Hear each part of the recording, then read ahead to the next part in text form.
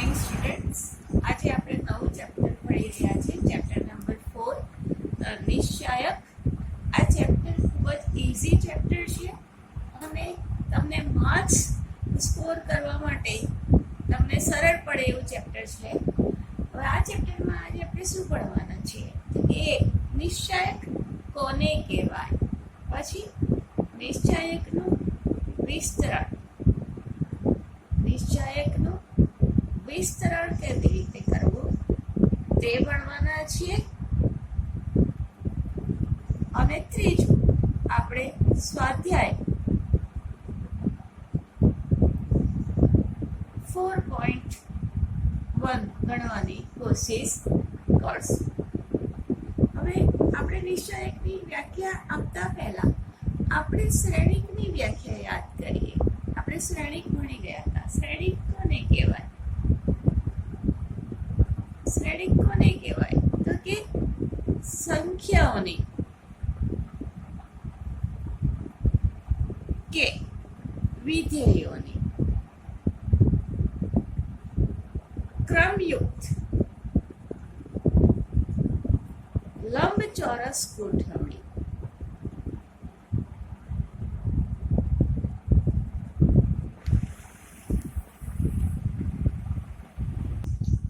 લંબચોરસ ગોઠવણીને શ્રેણિક કહેવાય. આવું આપણે ભણી ગયા હતા, બરાબર? સંખ્યા હોય કે વિધેય હોય એની લંબચોરસ ગોઠવણીને, એટલે ગોઠવણી એટલે આ રીતે. ધારો કે આ છે શ્રેણિક, આપણે સિમ્બોલ માટે શ્રેણિક માટે આવું બનાવ્યું હતું, બરાબર? હવે આમાં આડી છે એને આપણે હાર કહીએ છીએ અને ઊભાને સ્તંભ કહીએ. એટલે આમાં એક હાર અને એક સ્તંભ, 1x1 કક્ષાનો શ્રેણિક. આવો બીજો બી કઈ શ્રેણિક મારે બનાવવો હોય, ABCD, તો આની અંદર કેટલી? એક અને આ બે હાર એટલે સ્તંભ, એક અને આ બે સ્તંભ, એટલે 2x2 કક્ષાનો શ્રેણિક. આવી રીતે ધારો કે હું આવી રીતે લઈ લઉં, 1 2 3 4 5 7. તો આની અંદર એક હાર, બે હાર અને સ્તંભ, એક સ્તંભ, બે સ્તંભ, ત્રણ સ્તંભ, એટલે 2x3 કક્ષાનો શ્રેણિક. એવી રીતે ધારો કે મારે બનાવે છે 1 2 3 4 5 6. તો આ શ્રેણિક છે જેની અંદર મારી કક્ષા છે. હાર કેટલી છે? એક આડી છે હાર, એટલે એક હાર, બે હાર અને ત્રણ હાર. સ્તંભ, આ પહેલો સ્તંભ, આ બીજો સ્તંભ, એટલે 3x2. એવી રીતે મારે કોઈ શ્રેણિક બનાવવો છે, જે છે મારી પાસે ABC DEF GHI. તો આની અંદર કેટલી કક્ષા છે? હાર કેટલી છે? એક, બે અને ત્રણ હાર અને સ્તંભ, એક, બે અને ત્રણ સ્તંભ, 3x3. આ બધા શ્રેણિક છે. એટલે શ્રેણિક ચોરસ પણ હોઈ શકે અને લંબચોરસ પણ હોઈ શકે. ચોરસ શ્રેણિક એટલે કે જેની હાર અને સ્તંભની સંખ્યા સરખી છે, એ ચોરસ શ્રેણિક કહેવાય. એટલે અહીંયા જુઓ, હાર અને સ્તંભની સંખ્યા સરખી, 1x1 એક કક્ષાનો શ્રેણિક. આમાં બે હાર, બે સ્તંભ, એટલે આ ચોરસ શ્રેણિક કહેવાય. આમાં ત્રણ હાર અને ત્રણ સ્તંભ, આને ચોરસ શ્રેણિક કહેવાય. બધા શ્રેણિક તો છે, પરંતુ આ ત્રણ ચોરસ શ્રેણિક છે, બરાબર? જેમાં હાર અને સ્તંભની સંખ્યા સરખી છે. આવા શ્રેણિક માટે આપણે નિશ્ચાયકની વ્યાખ્યા આપવાના છીએ. કેવા શ્રેણિક માટે? ચોરસ શ્રેણિક માટે, કે જે શ્રેણિકના હાર અને સ્તંભની સંખ્યા સરખી છે, તેવા શ્રેણિક માટે આપણે ચોરસ શ્રેણિકની વ્યાખ્યા આપી રહ્યા છીએ. હવે આપણે નિશ્ચાયકની વ્યાખ્યા આપીએ. નિશ્ચાયક કોને કહેવાય? તો કે ચોરસ શ્રેણિક. કેવો શ્રેણિક લેવાનો? ચોરસ, જેની હાર અને સ્તંભની સંખ્યા સમાન છે. એને આપણે એક વાસ્તવિક સંખ્યા સાથે સાંકળી શકીએ. તો કે એ ચોરસ શ્રેણિકને સંગત આપણને એક સંખ્યા મળશે, વાસ્તવિક સંખ્યા, કોઈ નંબર મળશે.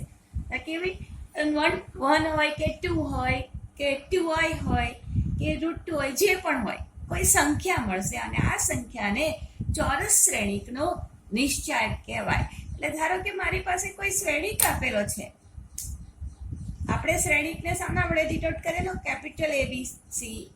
તો કેપિટલ A, મારી પાસે કોઈ શ્રેણિક છે, ધારો કે આ શ્રેણિક છે AI છે અને n ક્રોસ n એટલે કે n કક્ષાવાળો શ્રેણિક છે, બરાબર. અને આ શ્રેણિકનો મારે નિશ્ચાયક, શ્રેણિક એ છે એનો નિશ્ચાયક, એટલે હું આના જે ઘટકો છે એ તો એ જ ક્રમમાં, જે ક્રમમાં છે એ જ ક્રમમાં લખવાના. એને આપણે આવી રીતે પણ દર્શાવી શકીએ, અથવા તો determinant of A, DET, determinant of A, આ રીતે પણ દર્શાવી શકીએ. શ્રેણિક A નો નિશ્ચાયક, એને નિશ્ચાયકના આ ફોર્મમાં આ રીતે દર્શાવી શકીએ, અથવા ડિટર્મિનન્ટ ઓફ A કહીશ. આને માનાંક A ન કહેવાય, માનાંક A કંઈક અલગ વસ્તુ છે અને આ નિશ્ચાયક એ અલગ વસ્તુ છે. આમાં શું છે? ધારો કે મારી પાસે કોઈ શ્રેણિક આપ્યો હોય, ધારો કે મારી પાસે આ શ્રેણિક છે ABCD. આ શું છે? આ જે આવી રીતે નિશાન બનાવેલું છે, આ મારો શ્રેણિક છે. આ શું છે? શ્રેણિક, બરાબર. એમાં મારે આ સંખ્યાઓની ગોઠવણી જ કરી છે. આ ગોઠવણી છે, પહેલી હારની અંદર 2 સભ્યો, બીજી હારમાં 2 સભ્યો. પરંતુ આનો જ્યારે નિશ્ચાયક શોધું, ત્યારે હું આવી રીતે શોધી, નિશ્ચાયક ઓફ A મીન્સ ABCD, અને પછી મને આની કઈ કિંમત મળશે. જે કિંમત મળશે એને આપણે શ્રેણિક A નો નિશ્ચાયક કહેવાના છીએ. એટલે આપણે અહીંયા નોંધ કરી લઈશું કે માત્ર ચોરસ શ્રેણિકને જ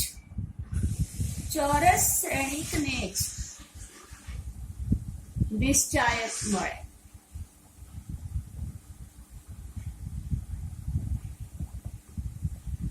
નિશ્ચાયક શું છે ખબર પડી?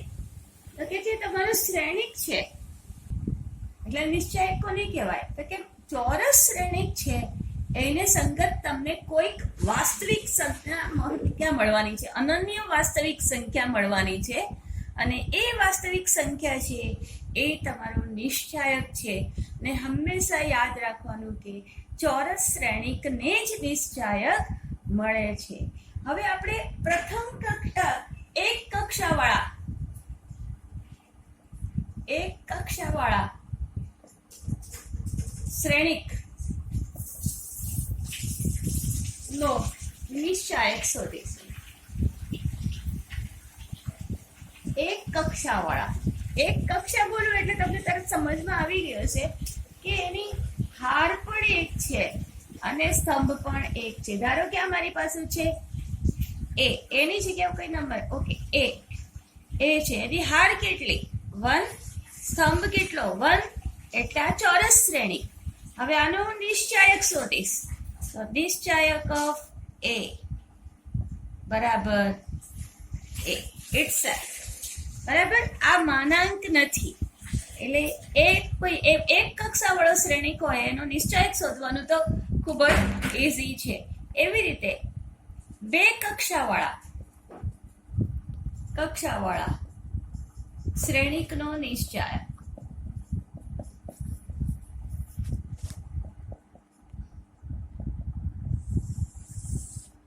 બે કક્ષાવાળા શ્રેણિકનો નિશ્ચાયક એટલે મારી પાસે 2 કક્ષા, એટલે એના પ્રમાણે કે આમાં 2 હાર અને 2 સ્તંભ આપેલા છે, એટલે હું શ્રેણિક લઈ રહી છું A11.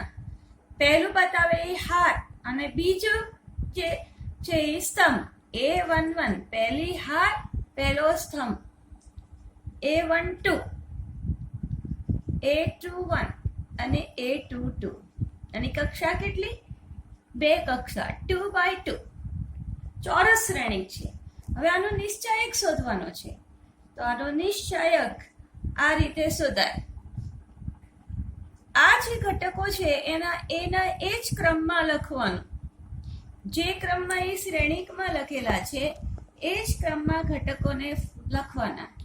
અને હવે મારે આનો નિશ્ચાયક કઈ રીતે શોધાય, તો કે આ બે છે એ અગ્ર ઘટકો, લેફ્ટ થી રાઈટ તરફ અગ્ર ઘટકો. અગ્ર ઘટકોનો ગુણાકાર A11 ઇન્ટુ A22, પછી માઇનસ આ બાજુ A12, હવે પ્રતિવિકર્ણનો ગુણાકાર, બરાબર, પ્રતિવિકર્ણનો ગુણાકાર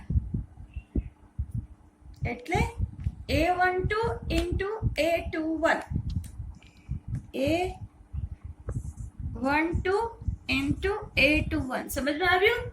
અગ્ર વિકર્ણનો ગુણાકાર માઇનસ પ્રતિવિકર્ણનો ગુણાકાર. અગ્ર વિકર્ણ પરના ઘટકોનો ગુણાકાર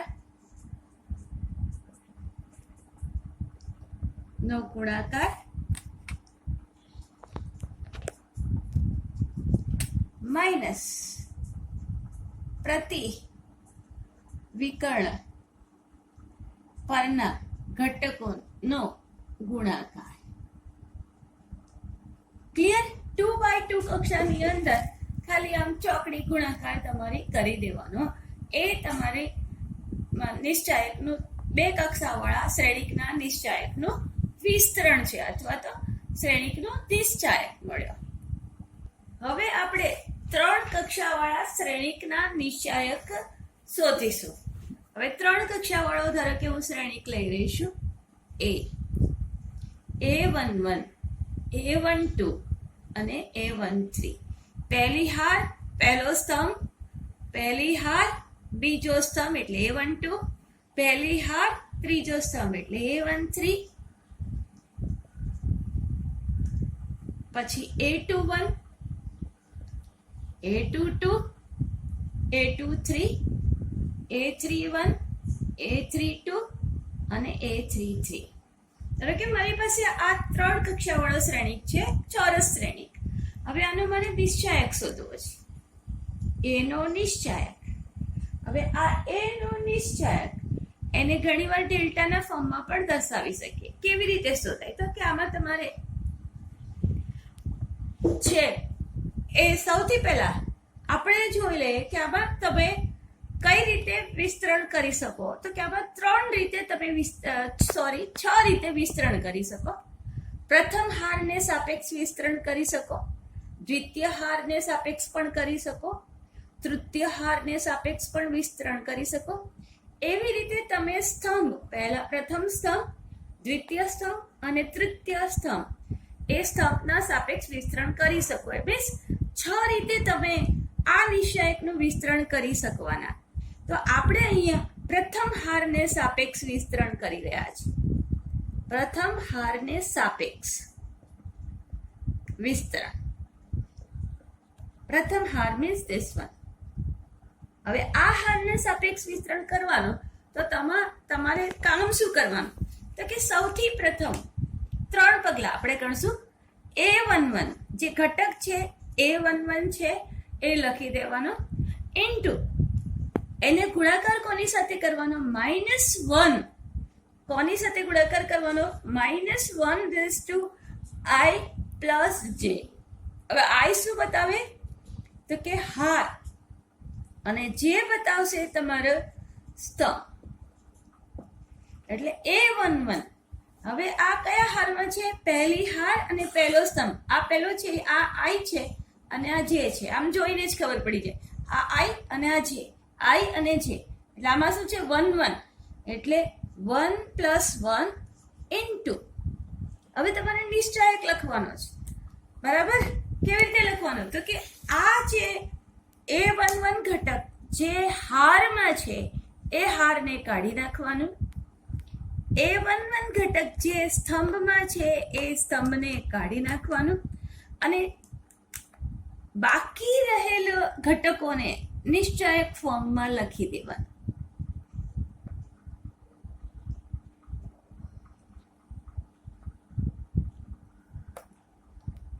ઓકે, એવી જ રીતે હવે આ પહેલી હારનો બીજો ઘટક લઈએ તો કે A12, બરાબર.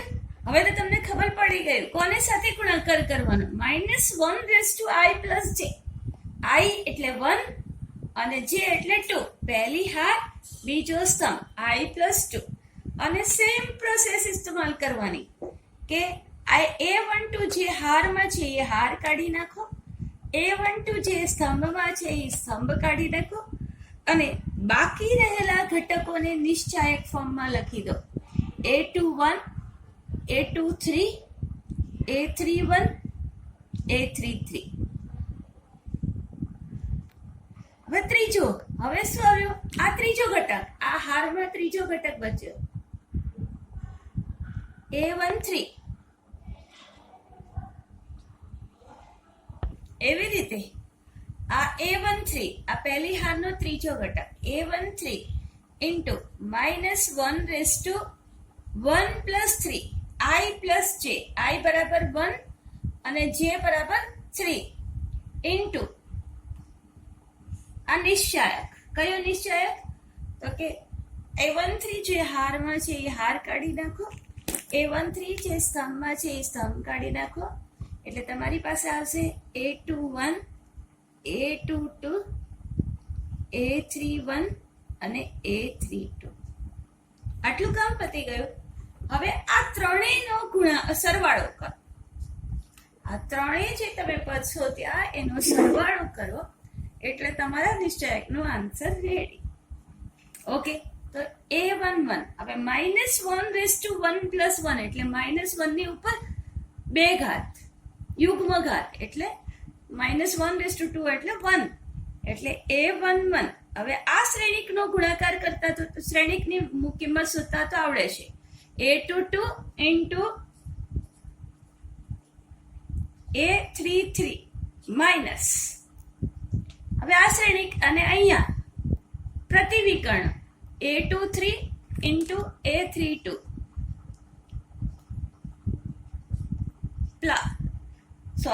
હવે અહીંયા -1/1+2. હવે 1+2 એટલે 3 એટલે -1 ની ઉપર 3 ઘાત એટલે શું આવશે? માઇનસ, એટલે અહીંયા મુકાશે માઇનસ અને અહીંયા લખશું A12 અને અહીંયા આ બેનો ગુણાકાર A21 ઇન્ટુ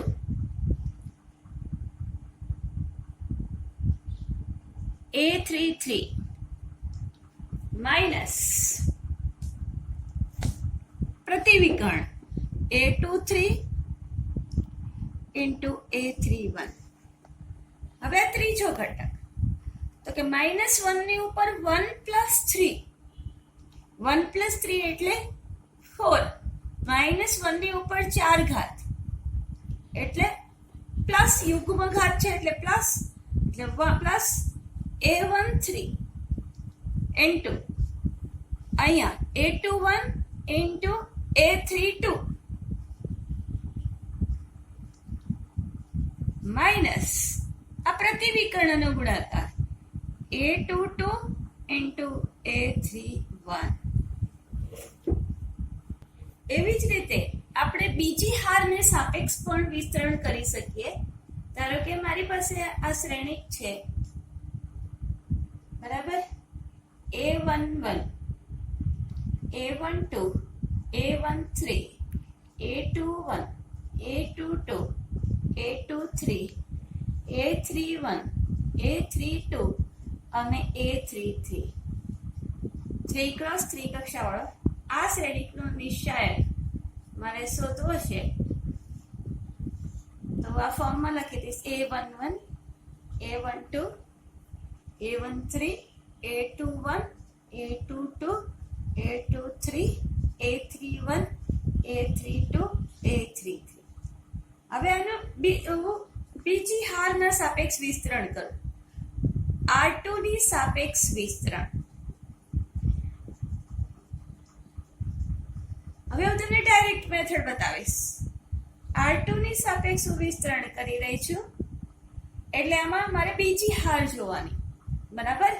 બીજી હારના ઘટકો લખવાના.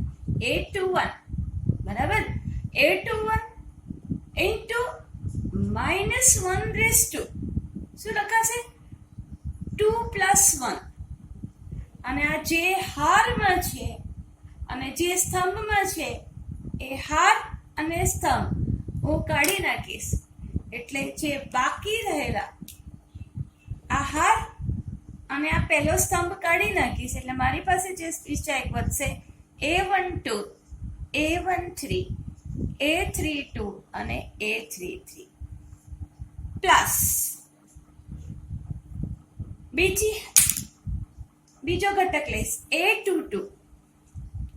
હવે A22 અને એમાં લખીશ -1 + 2, બીજી હાર અને બીજા સ્તંભમાં છે I + J, અને એમાં પણ હું આ હાર અને આ સ્તંભ કાઢી નાખીશ, એટલે મારી પાસે શું બચશે? A11, A13 અને અહીંયા બચશે A31 અને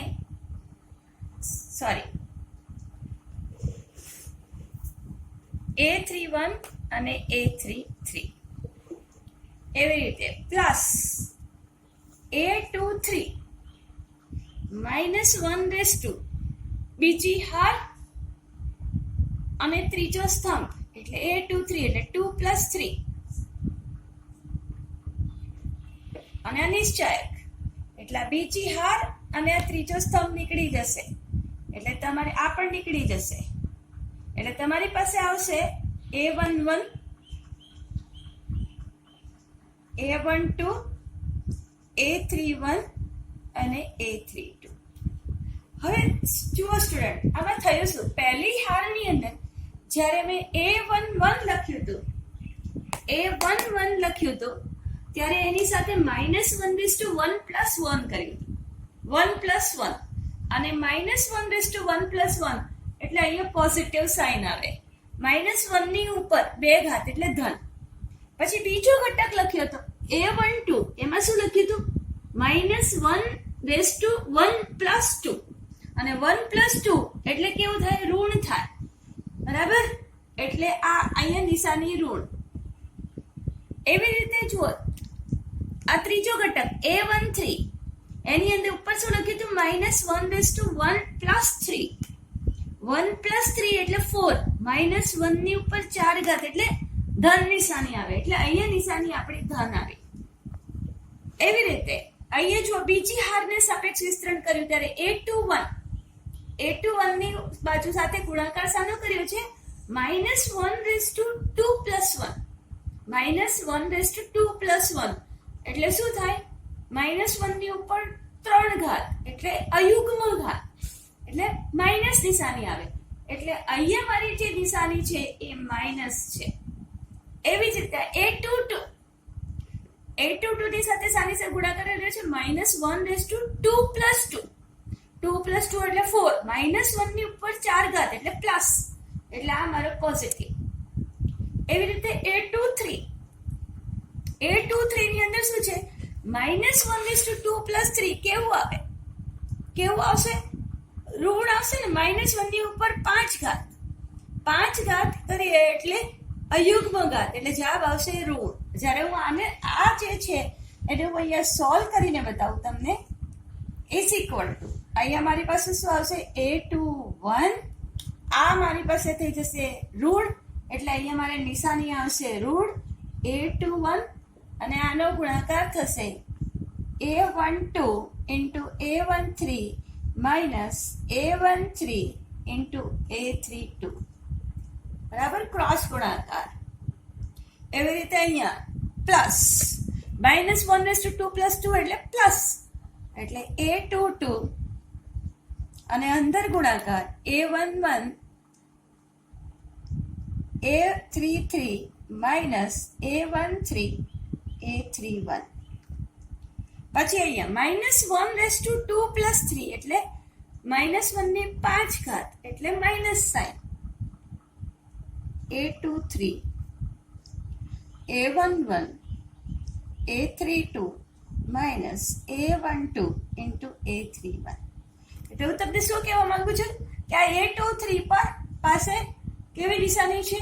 ઋણ નિશાની. એવી રીતે A31 એટલે -1 ની ઉપર 3 + 1 એટલે 4, એટલે -1 પર 4 ઘાત એટલે અહીંયા નિશાની આવશે પોઝિટિવ. અહીંયા -1/3 + 2 એટલે -1 ની ઉપર 5 ઘાત એટલે ઋણ નિશાની, અને -1 ની ઉપર 3 + 3 એટલે 6, -1 પર 6 ઘાત એટલે યુગ્મ ઘાત એટલે ધન. એટલે હવે તમારે દર વખતે આ -1/i + j લખવું જરૂરી નહીં. તમને નિશાની ખબર પડી ગઈ કે બંને વિકર્ણ પર પોઝિટિવ નિશાની છે. વિકર્ણ પર પોઝિટિવ નિશાની છે અને એના સિવાયના ઘટકો પર નેગેટિવ નિશાની છે. જ્યારે આ તમે નિશ્ચાયકનું વિસ્તરણ કરો ત્યારે તમારે સાઇન યાદ રાખવાની, તો તમારું કામ ઈઝી થઈ જાય. વિકર્ણના ઘટકો સાથે પોઝિટિવ નિશાની લેવી અને બાકીના ઘટકો સાથે નેગેટિવ નિશાની લેવી અને તમારે વિસ્તરણ કરવું. વિસ્તરણ તમે કોઈ પણ હાર કે સ્તંભથી કરી શકો. હવે ધારો કે મારે પહેલા સ્તંભથી વિસ્તરણ કરવું છે, પહેલા નહીં તો ચાલો બીજા સ્તંભથી વિસ્તરણ કરીએ. C2 ના સાપેક્ષ વિસ્તરણ.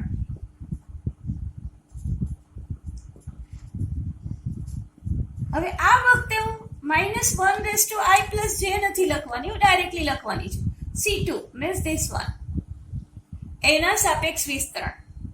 તો આ વિસ્તરણ મારું કઈ રીતે થાય? તો કે A12 બરાબર. હવે A12 ની સાથે કેવી નિશાની આવે છે? બરાબર, એ વિકર્ણ પર નથી એટલે એની નિશાની નેગેટિવ, એટલે તમારે અહીંયા બહાર નેગેટિવ લગાવી દેવું. અને હવે આ સ્તંભ અને આ હાર કાઢી નાખવાની, એટલે A11 A13 A11 A13 અને નીચે આમાં આપણે આ C2 ના સાપેક્ષ વિસ્તરણ કરી રહ્યા છે, એટલે આ પહેલી હારમાં છે અને આ બીજા સ્તંભમાં છે, એટલે એને કાઢી નાખશું. એટલે આ છે તમારો A21. તો A21 A23 નીચે A31 A33. પછી આ બીજો ઘટક લઈએ A22 તમારા વિકર્ણ પર છે, એની નિશાની પોઝિટિવ આવશે. તમે ગણી જુઓ મગજમાં, -1 બીજી હાર અને બીજો સ્તંભ 2 + 2 એટલે પોઝિટિવ, અને એ જે હારમાં છે અને જે સ્તંભમાં છે એ કાઢી નાખો. એટલે A11 A13 A31 અને A33. હવે ત્રીજો A32 પ્લસ હવે A32. હવે નિશાની કઈ આવશે? બરાબર, વિકર્ણ પર નથી, નેગેટિવ નિશાની, -1/3 + 2, અને જે હાર છે અને જે સ્તંભ છે એ કાઢી નાખો. એટલે તમારી પાસે આવશે A11 A13 અને A21 A23. અને હવે તમને નિશ્ચાયક સોલ્વ કરતા તો બધાને આવડે જ છે. ક્રોસ ગુણાકાર કરવાનો, અગ્ર વિકર્ણ પરના ઘટકોનો ગુણાકાર માઇનસ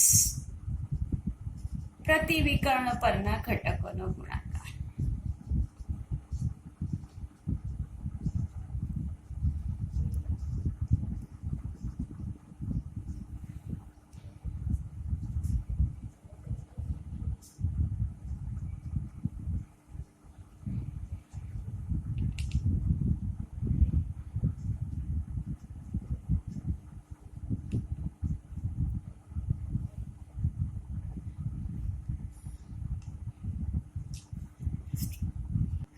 આમ તમે કોઈ પણ હાર કે સ્તંભથી આ નિશ્ચાયકનું વિસ્તરણ કરી શકો. બરાબર, હવે આપણે આ કોઈ પણ હાર કે સ્તંભથી વિસ્તરણ કરવાનો જે લાભ શું? તો કે એમાં લાભ એ કે જે હાર કે સ્તંભમાં વધારે શૂન્ય હોય, જે હાર કે સ્તંભમાં વધારે શૂન્ય હોય તે હાર કે સ્તંભ ને સાપેક્ષ વિસ્તરણ કરવું.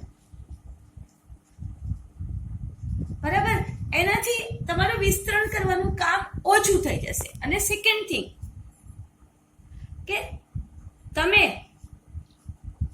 નિશ્ચાયક ની કોઈ પણ હાર કે સ્તંભ ને સાપેક્ષ વિસ્તરણ